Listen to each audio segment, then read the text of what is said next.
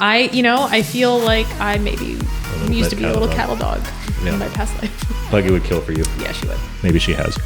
Yeah. Because you don't know. I mean, dogs are going to the vet.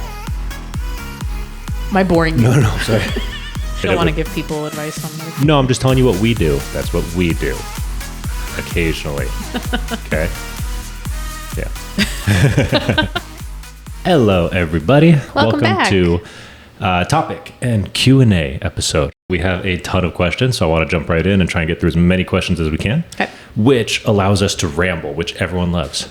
Oh, dear Lord. So let's not just talk about nothing. Yeah, but we appreciate the questions from you guys. A lot of questions on Instagram, Patreon.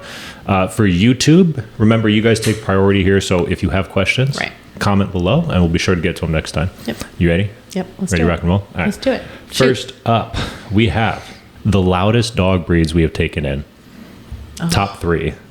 Don't you say it. If you say it, you're lying. They're not number 1. Come on. Oh, okay. I was going to say husky. Okay. There we go. Okay. That's fair. Louis. I'm going to say hounds. Yeah. So that would put Louis and Moose. Oh, yeah. In that category. Okay. The Weimaraner. Anatolian Shepherds.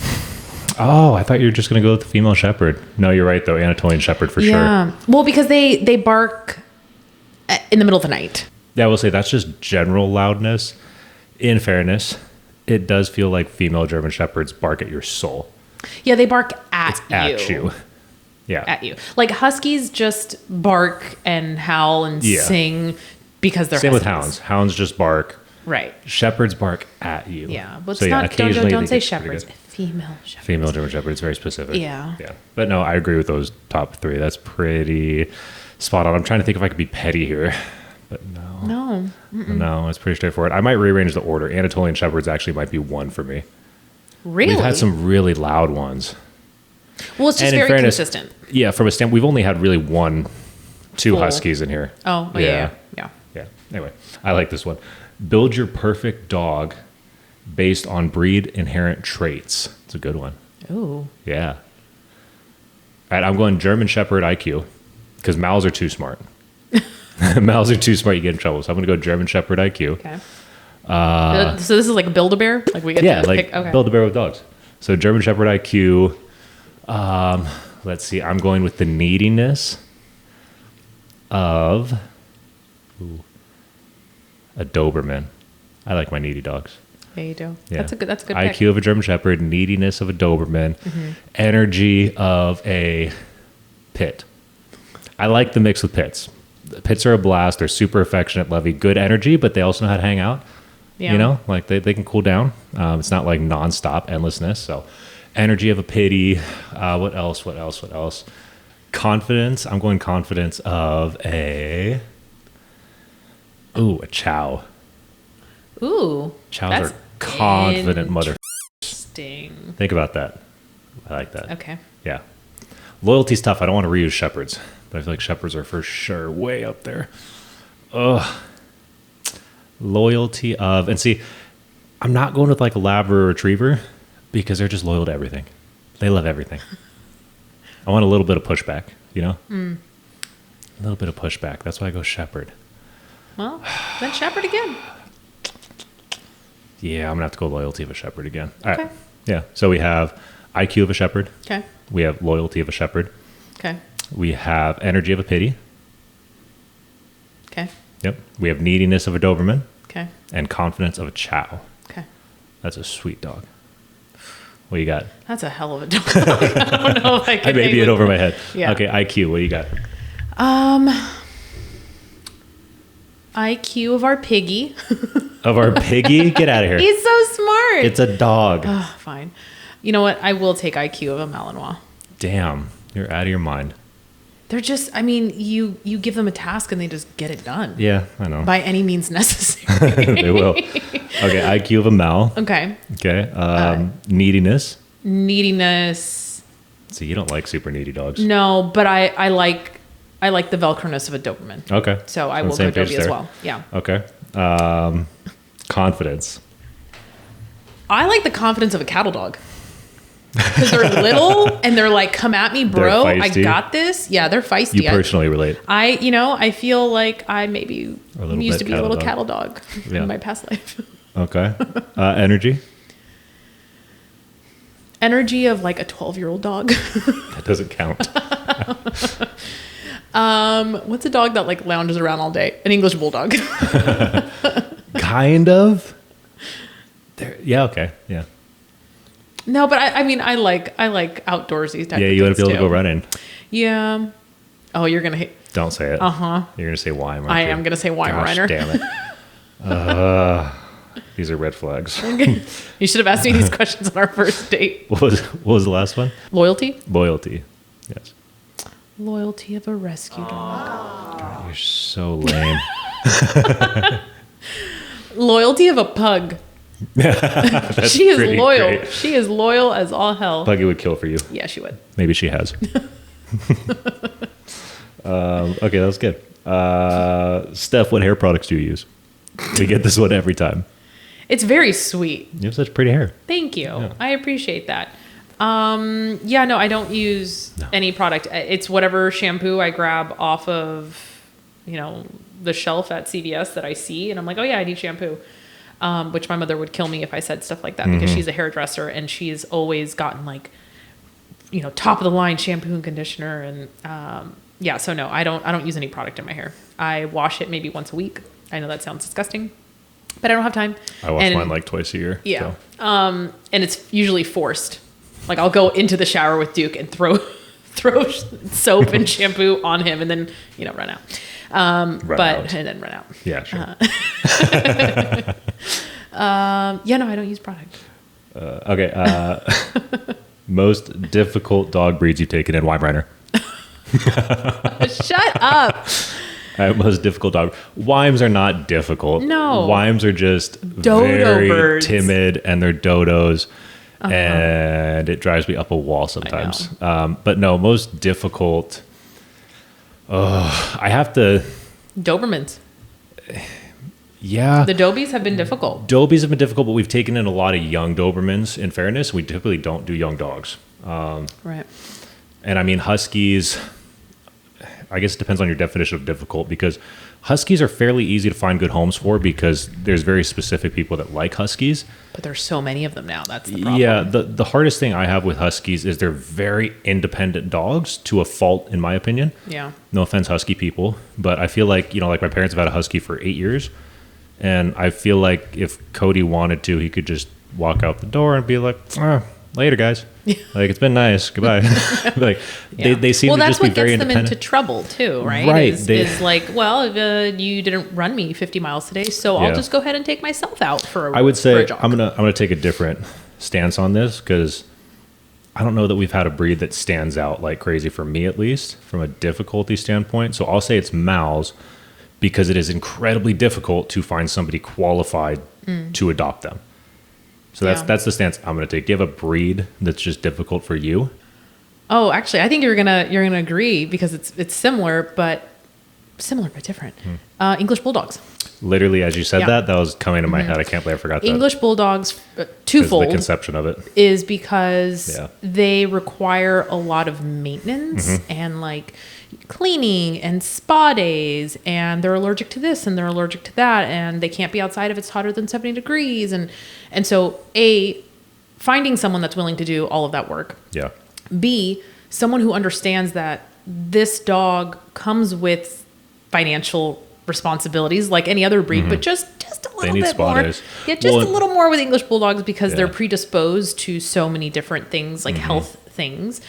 And lastly, they are a really stubborn breed. I was going to say that's the hardest part for us, and we've learned it about the breed. It's like having a giant toddler in your house forever. Yeah. Because they're hard-headed. Oh yeah, and they're I get so it. stubborn. The idea is that, it's a very laid-back, mellow dog that's going to be on the couch with you all day. Yeah. And to an extent, they do get their zoomies, but the hardest part, I think, is they go into a home and people have this idea of this cute dog that's going to cuddle on their house, and they let them get away with things. And English Bulldogs will push you. They're still if they realize bully breed, they can get away with things, they're not going to let it go. So I've seen English Bulldogs go into homes and develop behavioral issues because their owners were pushovers. Yeah. So I think that it's hard in the same sense as Mal's. It's hard to find people that fully understand that. And we're very adamant. Like we pound that in now. Yeah. With English Bulldogs we take in because they can be hard-headed. I do love English Bulldogs though. Like I know you really like them. Yeah, I really like them, but they are a lot of work. I like rescuing them and rehabilitating them. I think they're fun. I would never personally own one. I would never for the maintenance part of it. Right. Yeah, like we have too many dogs.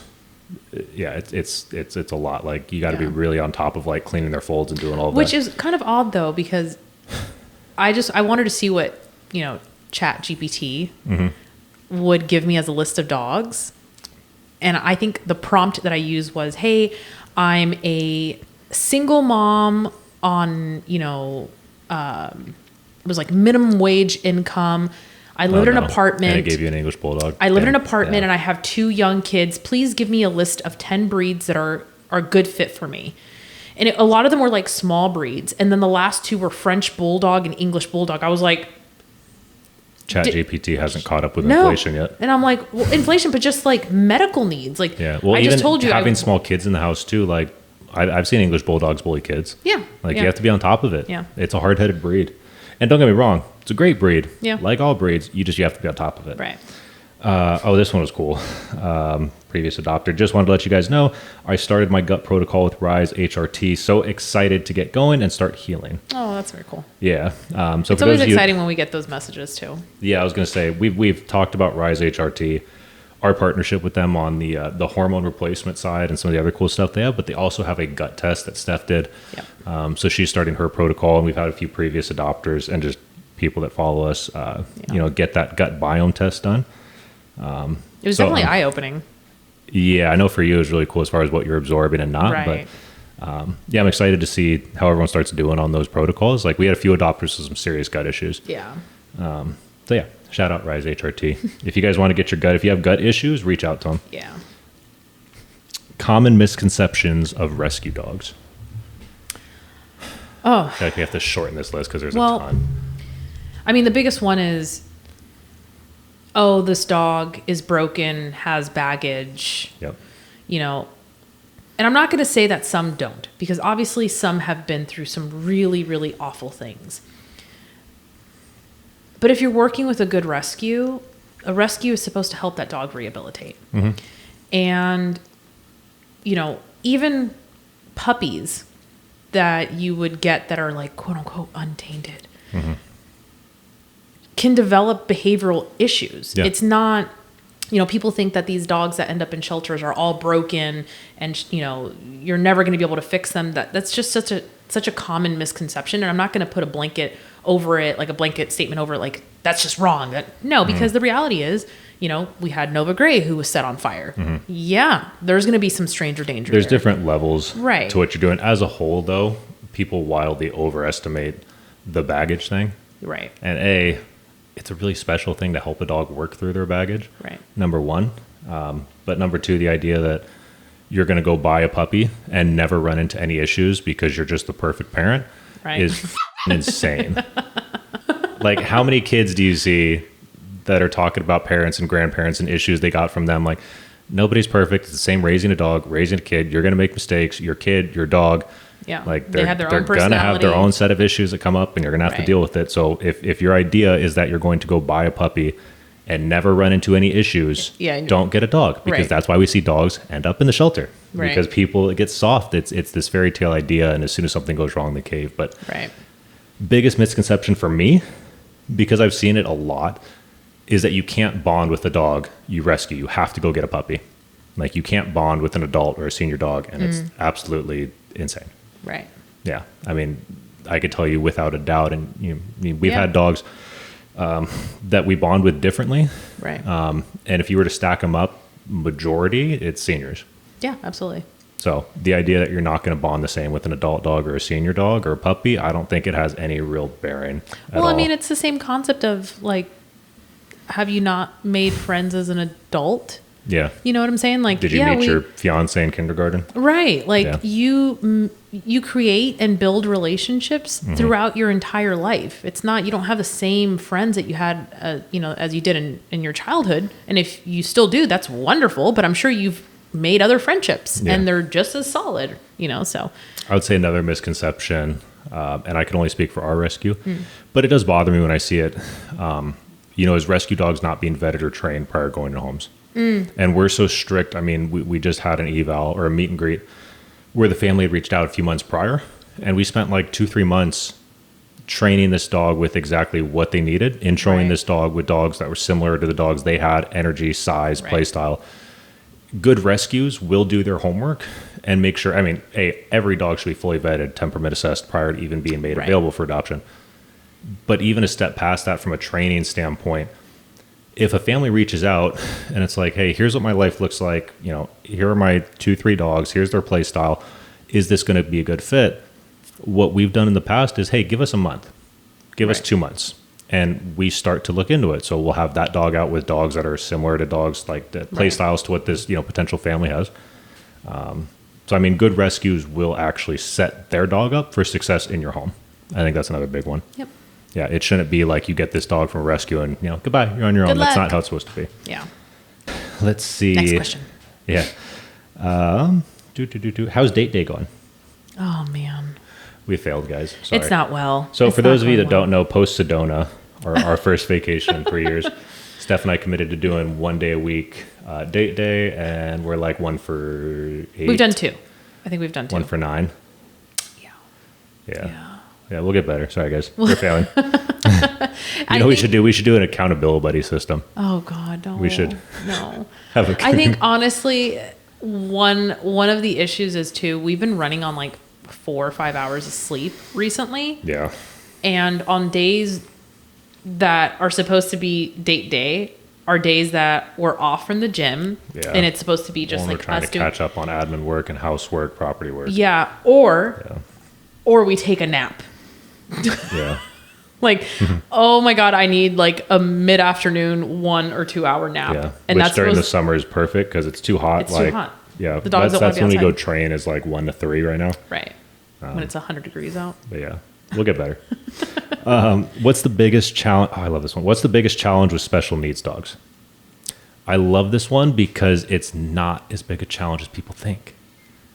And granted, if you're thinking about Waffles, yes, having a paralyzed Great Dane, a large breed dog, she's huge, is a challenge. It takes a different kind of person, physically also. Right. But the majority of special needs dogs we have, it's not a big deal.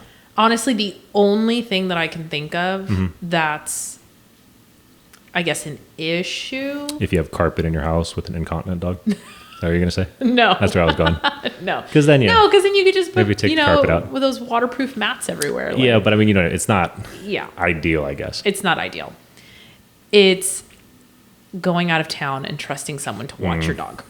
Yeah. That's the biggest thing is, having a support system or someone that you trust that can express a bladder if your dog can't go to the bathroom on its own, or it's just little things like that. It's just trusting someone if you have to fly somewhere and you can't bring your dog with you. Yeah, that's as a whole the biggest though, hurdle. let's look at our special needs dogs. So you have Sandy, you have Miley. Easy. Miley doesn't have control of her bowel movement, so when we get her up in the morning, there's poop in her crate on her bed. Yep. Clean it. And she's good about getting out of the way. She doesn't roll around in it or anything. Well, and then she rips outside and she's a normal dog. Yeah. She's a tripod. She just drops little turds as she she's runs. running. I bet Miley is top 10 fastest dog in our house for sure. Oh, yeah. Miley hauls. So tripods, cakewalk. Even if you have some incontinence issues, it's kind of you clean it up in the morning. And you express a bladder. Midday. Special needs dogs aren't that hard, and it's sad because they really don't get a shot. They get overlooked like crazy. And Miley and Sandy have so much personality. I think it's nuts. Some of the specials that we've had in our rescue have had the biggest personalities for sure. Yeah. But it's a different kind of bond that you build with them too, because they need you a little bit extra. You have to pick them up and put them in their chair, and it's just you build a different bond with the specials in the house for sure. Yeah. But that's the only hurdle I see is finding someone that you trust when you're going out of town. If you need to go out of town and you can't bring your dog with you, that's a valid one. Yeah. But that goes for everyone. I was saying in general, it's a scary time to board your dog. I know it's a scary time to have a dog sitter and boarding facility. There's just so much stuff. So many things can well, go the other wrong. thing is the boarding facilities that aren't staffed 24 hours. That is terrifying. And I get it's not super realistic, but that terrifies me. There was a situation in Austin. It was a few years ago. Where a boarding facility burned down and nobody was there overnight. Mm-hmm. Yeah, like Oh God! Like that would be you're on vacation and you get a phone call. Like no. Mm-mm. Yeah, I would never forgive myself. And I don't know if that because we don't use boarding facilities really, but I don't know if that's a normal thing for them not to be staffed 24 hours. But if you guys board your dogs, maybe check. Yeah. Because I feel like that would be a deal breaker for me. Yeah. Yeah. Anyway. Dun, dun, dun. Yeah. Sorry. This is a good one, and I feel like most people watching this podcast should know, but if you don't, you're about to know. What is the difference between shelters and rescues? We actually, we get that a lot. A lot, yeah. People will send us emails and say, what's your address? I'd like to drop off my dog. Well, even people say, oh my gosh, you guys are a great shelter. I think a lot of it is confusion from UK and Canada. No, I mean, it's local. Local too. I think the majority though, because it's such a different situation overseas. Right. But go ahead. I mean, it's a massive difference. Yeah. I mean, and I see it too on these like lost and found rehoming pages because there's like a template of people have to fill out when they're trying to rehome their dog. And one of the questions is, would you allow your dog to go into a foster-based rescue? And people will say no. And it's like you're giving your dog away for free, but you won't allow a rescue to help you. And it's because people think, oh, a rescue is a shelter and they're going to euthanize my dog. Shelters are rescues are shelters, yeah. So shelters are government funded, meaning there's a budget within the city that is given to the shelter, and it is basically open intake, meaning unless the shelter has like a intake close for whatever reason, whether it's an emergency or, when we had the pandemic, they were not taking in intakes at that time. So depending on what the situation is, shelters are typically open intake, meaning they cannot turn you away. Which, because people confuse this too, is why shelters have to put down so many dogs. Right. And I know people get really riled up, and the shelter system can improve, yes. But understand that's one of the biggest differences. If Steph and I have 40 dogs and we're max capacity, we cannot rescue anymore. We could really want to go rescue a dog from the shelter, or if somebody reaches out and it's like, hey, I need you guys to take my dog. We could tell that person to go kick rocks. Right. The shelter can't. So DAS, for instance, has 300 kennels. Yep, 300 kennels or 350 kennels, and they have 529 dogs right now. Yes, so they're like double bunked. So I'm trying to make this easy math for everyone. So let's say DAS has 300 kennels. Yep. And they can't double bunk for the sake of math and not hurting my head. And they have 300 dogs, right? Yep. 10 get adopted out. 40 dogs come in that day. Right. They have to put down dogs. Right. It's not overly complicated. You know what I mean? Like if you have X amount of kennels here, you're 40 dogs over capacity. Like you and those have are to real make numbers. Room. I mean, that's really what happens. Yeah, I mean, it's rough. DAS gets anywhere from 30 to 60 animals coming into their shelter every single day. Right. And so when you have 20 adopted and that many number of animals coming in, you got to make room. Yeah. So that's the biggest difference is, they are city funded. It's open intake, so anyone can go drop off their animal there.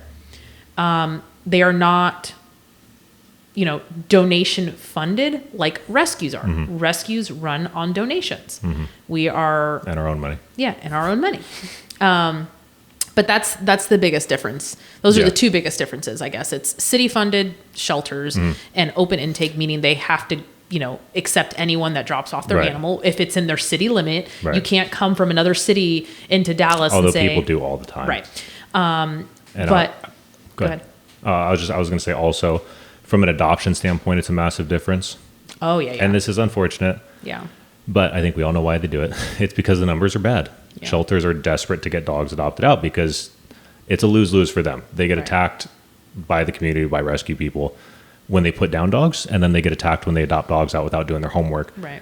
But a lot of people go to the shelter because they don't want to go through rescue because rescues are too much of a hassle. Right. So they want to be able to show up, show someone their ID, and walk out with a dog. Right. I would say you need an ID and $20, but most shelters with how bad it is, it's like free 8 adoption. months out of the year is free adoption day. Right. Well, and look, if you're a committed person, if you're a single committed person, right? Fine. Go to the shelter, know nothing about the dog, and go get this dog out and work through it, right? But I will say this. And I might get some heat for it. If you have resident dogs, resident animals, young kids in the home, I suggest going through a rescue that has, you shouldn't get heat for that. Well, that has properly vetted the dog, that has done a temperament eval, that has dog tested or cat tested these dogs. That way, it's a safe. It's a safe gamble. Well, right? Yeah, and that again is if it's a good rescue. Right. If it's a good rescue, you're getting a healthy dog that's medically cleared in your home. You're also getting a dog that's been temperament assessed. We've done a meet and greet. We've done a trial run, and we've only had 4 returns in 6 years. Yeah. But we've had dozens of trial runs that didn't work out. Right.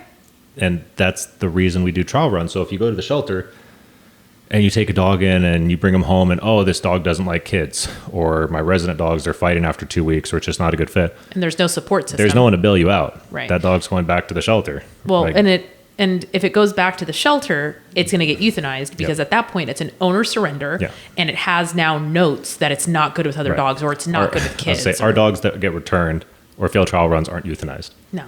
Right. The shelter, if you have an owner of a dog that's failed with a family, is how they view it, and they're full, that dog gets moved up to the front of the list. Hey, you had your chance. Yeah, that's how the shelters kind of view it, or the city, I should say, views it. But shelters are in a tough spot because, again, they are government funded, and they have people above them that they have to answer to from a budget standpoint, and those people above them don't give a shit about dogs. Yeah. Big difference between rescues and shelters, but we get that a lot. We are a rescue.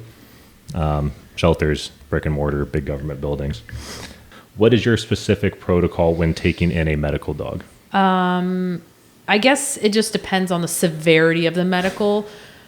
Let's make this more specific. Okay. Yeah, because every dog, whether they're presented with medical or not, we get them seen at our primary vet and they have a full workup. Yeah. Even if they're healthy, it's like $550 with our rescue discount. So medical is not cheap. Right. But that's standard. So let's say Logan, right? Logan, last year, we saw the picture. The rescue coordinator at the shelter sent us a picture of Logan. He was just curled up into a little ball in his kennel. And I was like, oh, Demodex or scabies. Yep. I was like, okay, we'll get him into our vet tomorrow. We'll pick him up tonight because it was a Friday night. We'll pick him up tonight. We'll get him into an urgent care vet tomorrow or Monday. I can start the medicated shampoos. Not too worried about it. When we picked Logan up from the shelter, he was basically lifeless. Yep. He was skin and bones. He was completely dehydrated. He couldn't lift his head up. So that turned into, we're going to the vet maybe this weekend, maybe Monday, after a few medicated baths, to, holy crap, this dog needs to be hospitalized. We need to go to an emergency room now. We're racing against the clock already. Right. Like he's dying as we're driving to the car. And that's he was because like shallow breathing. So yeah, when he was dumped, obviously Demodex, scabies, it looks a lot worse than it is. Yeah. In Logan's case, he obviously was scratching at that. He had been dumped on the street. He had an infection that got internal and he went septic. Right. So you go from medicated shampoo and a lot of TLC to like $15,000 worth of blood transfusions and medical care, which was brutal. So he was hospitalized for 8 or 9 days. Yeah. So, you learn as you go, but for a standard, because if it's an extreme medical dog like that, obviously it's game on. We're going to the emergency room and we start doing our thing. Well, if it's like, let's say a dog with an upper respiratory infection. Right. So upper respiratory infection, at this point, we'd have already seen the medical notes from the shelter. And the vet that we work with is really, really great. We can basically go right from the shelter to our vet because we want to start them on antibiotics immediately. Yep. But we'll do blood work, chest x-rays, urine analysis, fecal, 4DX tests, all the things. And then we have a quarantine area in our house, which we've basically converted our garage into a sealed AC'd unit. So it's basically, it's like a huge bedroom with, stuff that we store. But it's got nicer floors in our room. Yeah, it's really nice floors. But that dog is completely quarantined in the garage or the room, whatever you want to call it. And whenever one of us is handling that dog, we change our clothes and we go right to the shower. The dog also... Shoes don't come inside. Yep, shoes don't come inside. We use separate shoes that stay in that area. And the dog goes potty in the front of the house. So they never step foot in the back where the turf is and all the dogs are in, because we don't know if whatever they have is transmittable and can get other dogs sick. So for 7 to 10. 7 to 10 days, depending on how they're feeling. Minimum 7. Yeah, they are completely quarantined. Bowls are washed separate. And that's 7 days on medication too. Correct. Bowls are washed separately. Our clothes is all dumped in one like contractor bag that gets washed separately. So everything is done, from like a medical standpoint in a quarantine style. What I was going to say, you should be careful if you're volunteering at the shelter, visiting the shelter, or bringing a dog home. Get the dog vetted, make sure they don't have an upper respiratory infection. And I would even err on the side of caution. We are a little psychotic though, but understand that's because we have 30 to 40 dogs with us, and we have seniors and special needs dogs. Yeah, we cannot have 30 dogs. We can't afford to have an upper respiratory infection to get into this house and spread, because they spread like wildfire. Right. So we're overly cautious. Yeah. And I would say the only thing, that changes with... Don't forget. Go ahead. I'd say even if you go to the vet with your dog, honestly, I would keep Lysol by the front door because you don't know. I mean, dogs are going to the vet. Am I boring you? No, sorry. Dogs are going to the vet either because it's an annual thing or there's something going on, and you don't know what people are bringing into your local vet. We've had if you people. Have puppies, don't put your puppies down at the vet. We've seen fosters bringing in dogs, like young dogs, letting them go potty in the front of the veterinary office, and then going in, and these dogs are testing positive for distemper. And I'm like, okay, great. You just had that dog in the front area where other people are bringing their dogs in, and so it's this whole thing. So just strip down your clothes. If you have a puppy that's not fully vetted, like that thing needs to be treated like a newborn infant. Yeah. I mean, treat it exactly the same, basically. Yeah. Like that thing does not leave your home. Yeah. Yeah. No cute trips to PetSmart in a basket. Don't. Please stop doing that, people. We see puppies every single day that have parvo. Wait. You can wait. Just wait. Yeah. Okay. I would say the only thing that's different with upper respiratory infections, and you could talk to your vet about it if you're in this position, but with seniors, we sometimes are more aggressive with it if we think it's pneumonia. So we don't just do the Doxy. What's the other one we add in? Clavamox. And we don't want to give people advice on medication. No, I'm just telling you what we do. Yeah. We hit it with both with some of the senior dogs we've taken in where it sounds brutal because we're already preparing for pneumonia. And that has saved a few dogs' lives that we've taken in. Right. That's what we do occasionally. Okay. Yeah. All right. But no, I think that's it. Thank you guys for all the questions. Those are really good questions. Yeah. So thanks for tuning in. If you guys have more questions, drop them below. We'll be sure to get to them on the next episode. Outside of that, guys, please like, share, comment, subscribe, and... God, you're so good at that. And ring the bell, please. And ring the bell. Thank you. All right. See you guys next time. Bye.